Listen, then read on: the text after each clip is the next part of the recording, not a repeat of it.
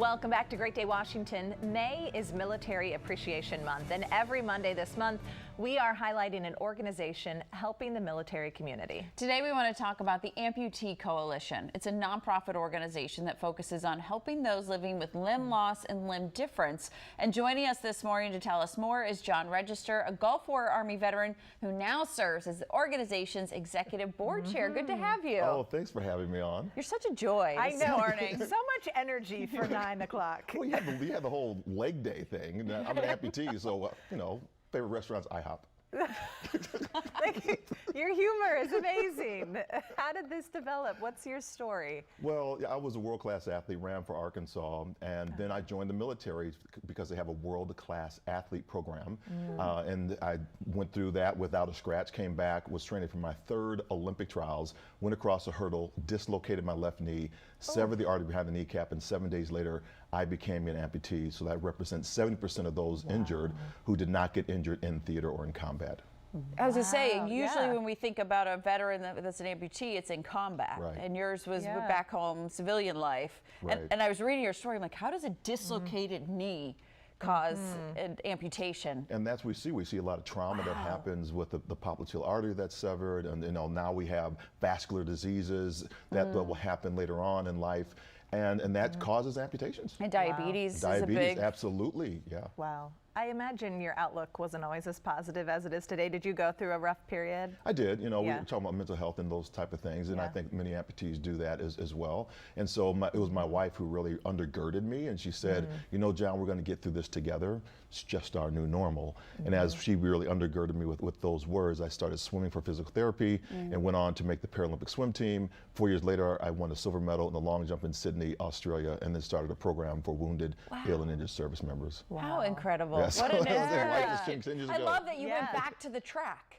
Yeah. Like you weren't afraid of going back. No, I know. Right. So how'd you get involved with the Amputee Coalition? So that was a journey that was all the way along the way, that was always a part of my life because I could, kind of first stop, understand how I show up as an amputee, just as many of our veterans can do right now as well. So with our National Limb Loss Resource Center and peer mentor visits that happen in the VA hospitals, I was able to get back to a healthy and active lifestyle. And I really wanted to continue and expand that within inside of the Amputee Coalition, and so served as the acting chair and president and CEO, and now as the board chair. So it's been a fantastic ride.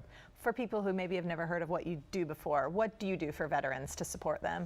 Yeah, so I think the biggest thing that we do is run that National Limb Loss Resource Center, and then secondarily, we still have that peer mentor visitor program. So any veteran can get a peer mentor visitor when they first have an amputation. And then sometimes we understand that we can advocate for things that are not as prevalent with us. I mean, I get pretty much whatever I want through the VA system, but others don't get that. And so now we can advocate on Capitol Hill for those individuals to live a healthy, active lifestyle through the prosthetics that we can get for them through their prosthetics care. Well, I wonder too, some are maybe just so overwhelmed with what has happened or don't know where to turn to get the newest technology, the greatest prosthetic that's just for them, and you guys help them find all that. Yeah, so we have a resource center on that website, and we do this through the Administration for Community Living grant that has afforded us the opportunity to be the only entity in the United States to really help that. So we're really trying to get the word out to, now we have, depending on the data you want to use, either 2.1 million people or 4 million people in the new prevalence study that just came up that are living with limb loss and limb difference. Wow.